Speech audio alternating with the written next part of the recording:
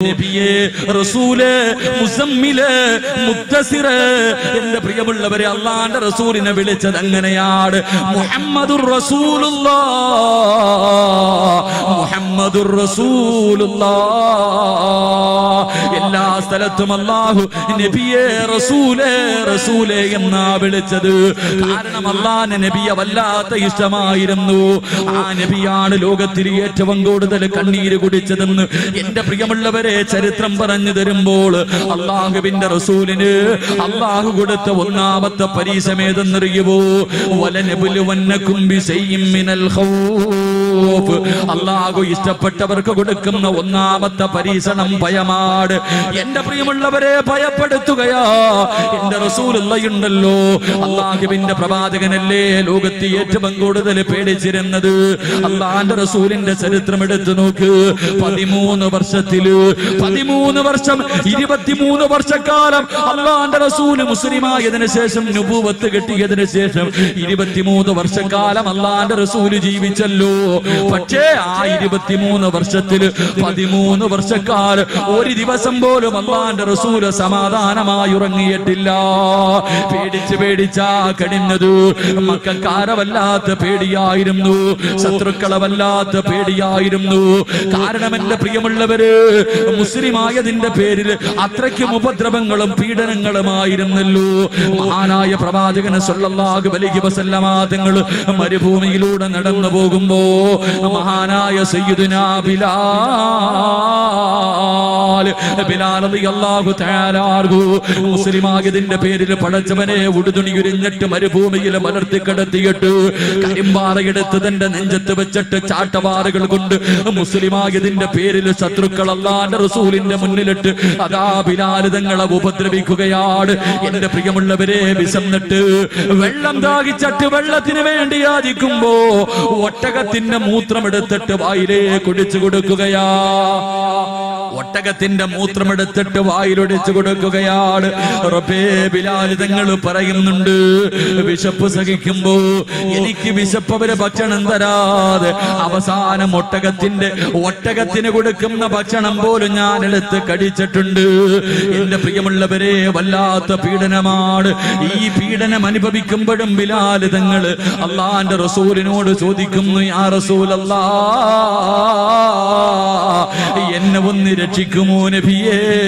എന്നെ ഒന്ന് രക്ഷിക്കുമോ നബിയേ അല്ലാഹുവിന്റെ റസൂൽ മിണ്ടാതെ നടന്നു പോവുകയാ എന്റെ പ്രിയമുള്ളവരെ ചരിത്രമെടുത്തു നോക്കൂ എന്തിന് അല്ലാഹുവിന്റെ റസൂലുണ്ടല്ലോ സഹാബത്തിന്റെ കാര്യം പറയണ്ടല്ലോ മഹാനായ അസ്റഫുൽ ഖൽഖായ തങ്ങളുണ്ടല്ലോ മക്കയിൽ നിന്ന് മദീനയിലേക്ക് ഹിജ്റ പോകുന്ന സമയത്ത് അല്ലാഹുവിന്റെ റസൂലിന്റെ വീട് മുഴുവനും ശത്രുക്കൾ ആയുധം പിടിച്ചുകൊണ്ട് വളഞ്ഞിരിക്കുകയാ അല്ലാഹുവിന്റെ റസൂൽ വീടിനകത്ത് കിടക്കുകയാണ് ശത്രുക്കൾ മുഴുവനും തന്റെ വീട് വളഞ്ഞിട്ടിരിക്കുന്ന സമയത്ത് അല്ലാഹുവിന്റെ പ്രവാചകന് കടന്ന സ്ഥലത്ത് മഹാനായ അലി ഇബ്നു അബീ ത്വാലിബ് റളിയല്ലാഹു തആല അൻഹു അല്ലാഹുവിന്റെ റസൂലിന്റെ വിരിപ്പിൽ പിടിച്ച് കിടത്തിയിട്ട് ഖുർആനിലെ സൂറത്ത് യാസീനിലെ ഒരു ആയത്ത് ഓതിയിട്ട് ഒരു പിടി മണ്ണെടുത്ത് വീട് വളഞ്ഞിരിക്കുന്ന ശത്രുക്കളുടെ മുന്നിലിട്ട് അല്ലാഹുവിന്റെ റസൂൽ ഇറങ്ങി പോവുകയാ അല്ലാഹുവേ നടന്നു പോകുമ്പോ മഹാനായ സയ്യിദുനാ അബൂബക്കർ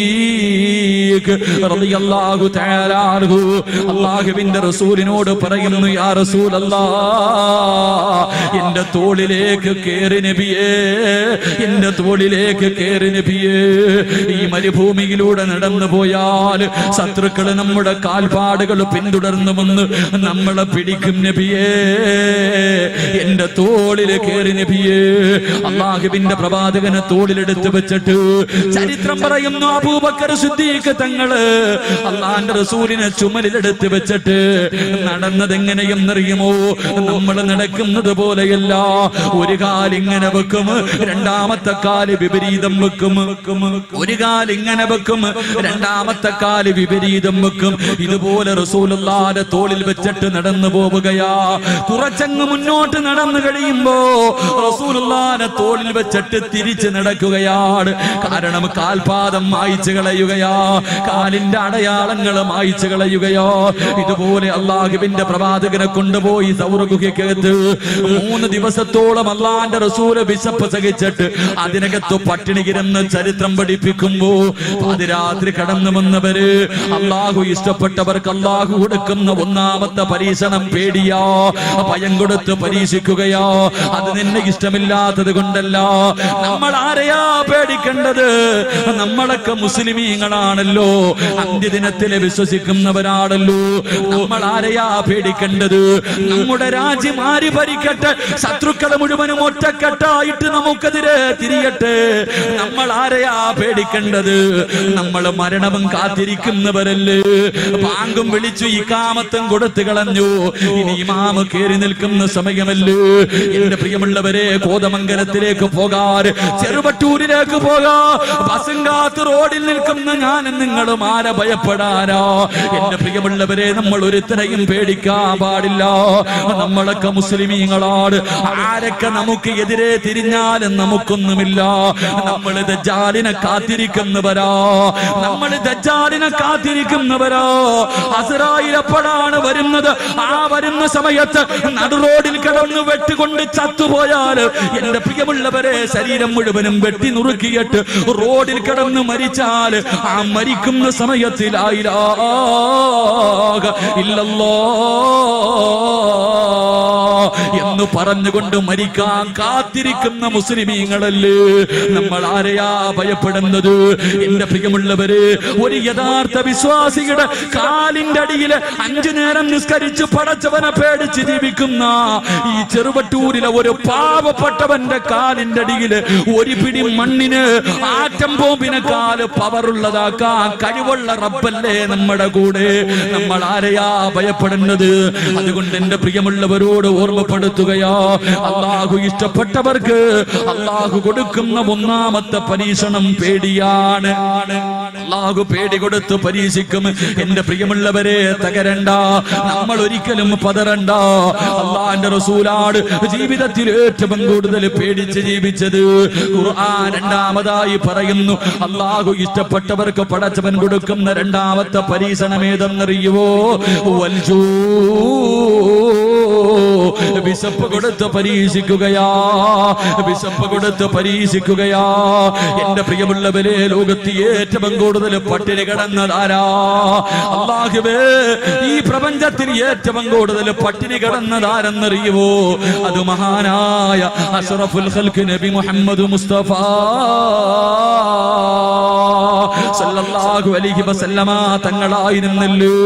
അല്ലാഹുവേ, ശൈബ് അബീ താലിബ്, അല്ലാഹുവിന്റെ റസൂലും തന്റെ കുടുംബക്കാര്, തന്റെ സ്വഹാബത്തും അല്ലാഹുവേ 2 മലഞ്ചരിവിനിടയിൽ കിടന്നത് 1 കൊല്ലമല്ല, 2 കൊല്ലമല്ല, 3 വർഷമാണ്. 3 വർഷക്കാലമല്ലേ പട്ടിണി കിടന്നത്. വിശപ്പ് സഹിക്കാൻ കഴിയാതെ പച്ചിലർ പറിച്ചു തിന്നുകയാണ്. വൃക്ഷത്തിന്റെ ഇലകൾ പറിച്ച് തിന്നിട്ട് ആട് കാസിക്കുന്നത് പോലെ കാസിക്കുകയാ. എന്റെ പ്രിയമുള്ളവര്, നമ്മുടെ വീട്ടിൽ വളർത്തുന്ന ആടുണ്ടല്ലോ, ആ ആട് കാസിക്കുന്നത് പോലെ റസൂലുള്ളാഹിയും തന്റെ സ്വഹാബത്തും ഇല പറിച്ച് തിന്നിട്ട് വിശപ്പ് സഹിക്കാൻ കഴിയാതെ ഇല പറിച്ച് തിന്നിട്ട് അള്ളാന്റെ റസൂലും സഹാബത്തും ആട് കാസിക്കുന്നത് പോലെ കാസിക്കുകയാ. സഹാബത്ത് പറയുന്നുണ്ട്, വിശപ്പ് സഹിക്കാൻ കഴിയാതെ റബ്ബേ, ഇലയുടെ മുകളിലൂടെ നടന്നു പോകുന്ന പുഴുക്കളെ പോലും ഞങ്ങൾ കണ്ണടച്ചിട്ട് പിടിച്ച് തിന്നിട്ടുണ്ട്. എന്റെ പ്രിയമുള്ളവരെ, വല്ലാത്ത പട്ടിണിയായിരുന്നല്ലോ.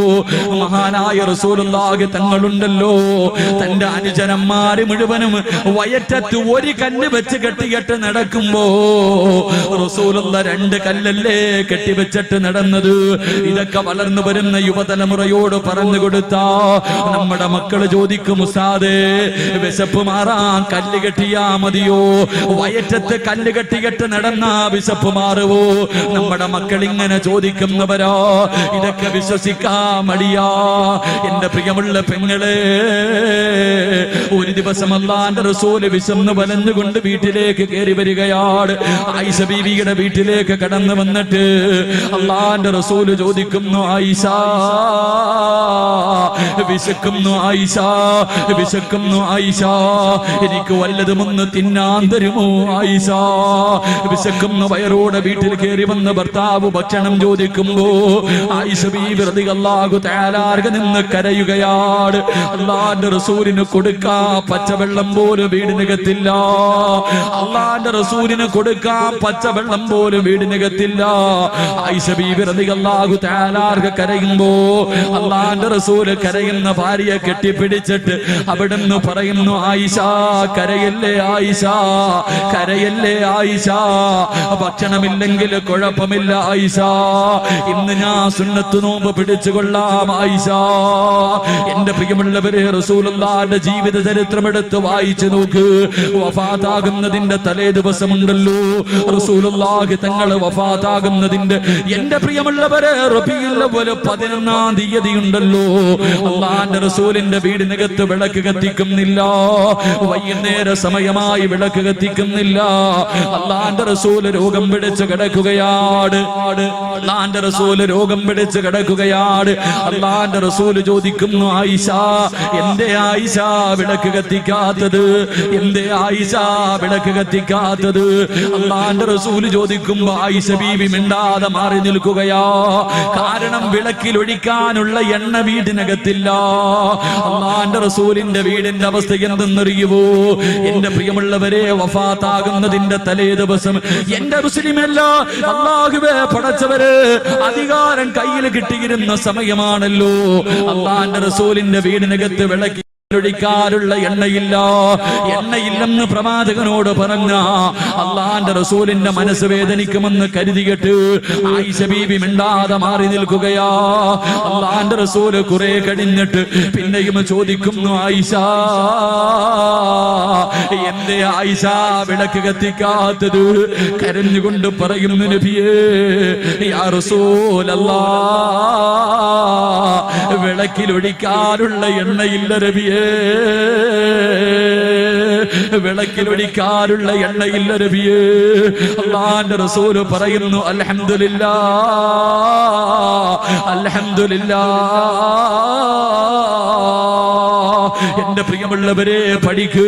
നമ്മുടെ മക്കൾക്ക് ഒരു നേരമെങ്കിലും പട്ടിണിയിരിക്കാൻ അറിയുമോ? നമ്മുടെ മക്കൾക്ക് ഒരു നേരമെങ്കിലും കൃത്യമായി ഭക്ഷണം കഴിക്കുന്ന സമയത്ത് മക്കള് ചോദിച്ചിട്ട് ഭക്ഷണം കൊടുത്തില്ലെങ്കിൽ നമ്മുടെ മക്കൾ എന്തെല്ലാം പറയും? വാശി പിടിക്കുമല്ലോ, ചൂടാകുമല്ലോ. എങ്കിൽ അല്ലാഹുവിന്റെ റസൂലിന്റെ വീട് എങ്ങനെയായിരുന്നെന്നറിയുമോ? ആയിഷ ബീവി പറയുന്നുണ്ട്, ആയിഷ ബീവി പറയുന്നുണ്ട്, എന്റെ വീട്ടിലെങ്ങാണ് ലൗകാന ഇന്ധനാ ദുഹിനൻ, എന്റെ വീട്ടിലെങ്ങാണം വിളക്കിലൊഴിക്കുന്ന എണ്ണയുണ്ടായിരുന്നെങ്കിൽ, എന്റെ വീട്ടിലെങ്ങാണം വിളക്കിലൊഴിക്കുന്ന എണ്ണയുണ്ടായിരുന്നെങ്കിൽ വിശപ്പ് കാരണം ഞാനതെടുത്ത് കുടിക്കുമായിരുന്നു എന്ന് അല്ലാഹുവിന്റെ റസൂലിന്റെ പ്രിയപ്പെട്ട ഭാര്യ പറയുമ്പോ, എന്റെ പ്രിയമുള്ളവരെ, എന്റെ പ്രിയമുള്ള പെങ്ങളെ, പഠിക്കു പൊന്നുമോള്. നിന്റെ ഉപ്പ ഒരുപാട് പട്ടിണി കിടത്തിയിട്ട് നിന്നെ പോറ്റി വളർത്തിയതാ, ഇന്ന് നീ മറന്നുപോയല്ലോ. ഇന്ന് നമ്മൾ പലരും അത് മറന്നുപോയല്ലോ. മഹാനായ അസ്റഫുൽ ഖൽഖായ തങ്ങളുടെ ജീവിതം എങ്ങനെയെന്നറിയുമോ? ഒരു ദിവസം അല്ലാഹുവിന്റെ റസൂൽ വീട്ടിലേക്ക് കടന്നു വരികയാ. അല്ലാഹുവിന്റെ റസൂൽ വീട്ടിലേക്ക് കടന്നു വരുമ്പോ ഫാത്തിമ ബീവി റളിയല്ലാഹു തആല അൻഹയുടെ വീടിനകത്ത് വല്ലാത്ത കരച്ചിലാണ്. തന്റെ പൊന്നുമോളുടെ വീടിനകത്ത് കിടന്ന് രണ്ട് മക്കളും കരയുകയാണ്. അല്ലാഹുവിന്റെ റസൂൽ വീടിനകത്ത് കടന്നു ചെല്ലുമ്പോ ഹസൻ ഹുസൈൻ റളിയല്ലാഹു തആല അൻഹുമാ രണ്ട് കുഞ്ഞുങ്ങൾ കിടന്ന് കരയുകയാണ്. അല്ലാഹുവിന്റെ റസൂല് പറയുന്നു, മോളെ ഫാത്തിമ, മക്കൾക്ക് പാല് കൊടുക്കു ഫാത്തിമ, മക്കൾക്ക് പാല് കൊടുക്കു ഫാത്തിമ. അല്ലാഹുവിന്റെ റസൂല് പറഞ്ഞിട്ട് സഹാബത്തിന്റെ മുന്നിലേക്ക് കടക്കുകയാണ്. പിന്നെയും വീടിനകത്ത് കരച്ചരാട്. അപ്പോഴും വിളിച്ചു പറഞ്ഞു, ഫാത്തിമ, മക്കൾക്ക് പാല് കൊടുക്കും മോളെ. രണ്ടാമതും വിളിച്ചു പറഞ്ഞു, മൂന്നാമതും വിളിച്ചു പറഞ്ഞു. 3 പ്രാവശ്യം പറഞ്ഞിട്ടും മക്കള് കിടന്ന് കരയുകയാണ്. അല്ലാഹുവിന്റെ റസൂലിന് ദേഷ്യം വന്നു. അല്ലാഹുവിന്റെ റസൂല് വീടിനകത്തേക്ക് കടന്നു വന്നിട്ട് അവിടെന്ന് ചോദിക്കുന്നു, മോളെ ഫാത്തിമ, ഈ മക്കള് വിശന്ന് കരഞ്ഞിട്ട് നീ എന്തേ പാല് കൊടുക്കാത്തത്? നിനക്ക് കരുണയില്ലേ ഫാത്തിമ? നിനക്ക് ദയയില്ലേ ഫാത്തിമ? നിന്റെ മക്കള് കിടന്ന് കരഞ്ഞിട്ട് പാല് കൊടുക്കാത്തത് എന്ത് എന്ന് അല്ലാഹുവിന്റെ പ്രവാചകൻ തന്റെ പ്രിയപ്പെട്ട പൊന്നുമോൾ പൊന്നുമോളോട് ചോദിക്കുമ്പോ അല്ലാഹുവേ ഫാത്തിമ ബീബിക്ക് സഹിക്കാൻ കഴിഞ്ഞില്ല, തേങ്ങി തേങ്ങി കരയുകയാണ്. എന്റെ പ്രിയമുള്ളവരെ, ഫാത്തിമ ബീബി ഇരുന്ന് പൊട്ടിക്കരയുകയാണ്. തന്റെ പൊന്നുമോട് കരയുന്നത് കണ്ടപ്പോ കാരുണ്യത്തിന്റെ പ്രവാചകനുണ്ടല്ലോ, സഹിക്കാൻ കഴിഞ്ഞില്ല. കരളിന്റെ കഷ്ടമല്ലേ പൊന്നുമോട് കരയുന്നത് കണ്ടപ്പോൾ അടുത്ത് ചെന്നിട്ട് റസൂലുള്ളാഹി ചോദിക്കുന്നു, മാ തബ്കീകി യാ ഫാത്തിമ, എന്തേ പൊന്നുമോളെ കരയുന്നത്, എന്തേ പൊന്നുമോളെ കരയുന്നത്? അല്ലാഹുവിന്റെ റസൂലിനോട് ഫാത്തിമ ബീബി പറയുന്നു, വാപ്പാ ഭക്ഷണം കഴിച്ചിട്ട് 3 ദിവസമായുപ്പാ, ഭക്ഷണം കഴിച്ചിട്ട് 3 ദിവസമായി. എന്റെ മക്കള് പാലിന് വേണ്ടി കിടന്ന് കരഞ്ഞപ്പോൾ, എന്റെ മക്കള് പാലിന് വേണ്ടി കിടന്ന് കരഞ്ഞപ്പോ എന്റെ മാറിടമെടുത്തവരുടെ വായിൽ വെച്ച് കൊടുത്തു. എന്റെ മക്കള് പാല് ചുരത്തിയിട്ട് പാല് കിട്ടാതെ വന്നപ്പോ എന്റെ മാറിടത്തിൽ കടിച്ചിട്ട് എന്റെ മാറിടത്തിലൂടെ രക്തം വരുന്നു. ചിന്തിക്കു കുഞ്ഞുമോളെ, പാല് കൊടുക്കുന്ന മാറിടത്തിലൂടെ പാലിന് പകരം രക്തം വരികയാ, പട്ടിണി കിടന്നിട്ട് രക്തം വരികയാ. ഫാത്തിമ ബീബി തളർന്നിരുന്നു കൊണ്ട് റസൂലുള്ളാഹിയോട് കരഞ്ഞുകൊണ്ട് പരാതി പറയുമ്പോ തന്റെ പൊന്നുമോളാണല്ലോ, തന്റെ പൊന്നുമോളാണല്ലോ. അല്ലാഹുവിന്റെ റസൂലിന്റെ കണ്ണ് നിറയുകയാ. തല പോലും ഉയർത്തുന്നില്ല, തല പോലും ഉയർത്തുന്നില്ല. താടിരോമത്തിലൂടെ കണ്ണുനീരിങ്ങനെ ഒലിക്കുകയാണ്. അല്ലാഹുവിന്റെ റസൂൽ ഇറങ്ങി നടക്കുകയാ, അല്ലാഹുവിന്റെ റസൂൽ ഇറങ്ങി നടക്കുകയാ. ഒരുപാട് കിലോമീറ്ററുകളോളം നടക്കുകയാണ്. റസൂലുള്ള മരുഭൂമിയിലൂടെ കരഞ്ഞുകൊണ്ട് നടക്കുകയാ. നടന്ന് നടന്നൊരു ഈന്തപ്പന തോട്ടത്തിന്റെ മുന്നിലെത്തി. അല്ലാഹുവേ, ഒരു അറാബിയുടെ ഈന്തപ്പന തോട്ടമാണ്, ഒരു അറാബിയായ മനുഷ്യന്റെ തോട്ടമാണ്. ആ മനുഷ്യൻ അറിയില്ല ഈ വരുന്നത് അല്ലാഹുവിന്റെ റസൂലാണെന്ന്. ആ മനുഷ്യൻ അറിയില്ല, ആ മനുഷ്യൻ ഇന്ന് വരെ നബിയെ കണ്ടിട്ടില്ല.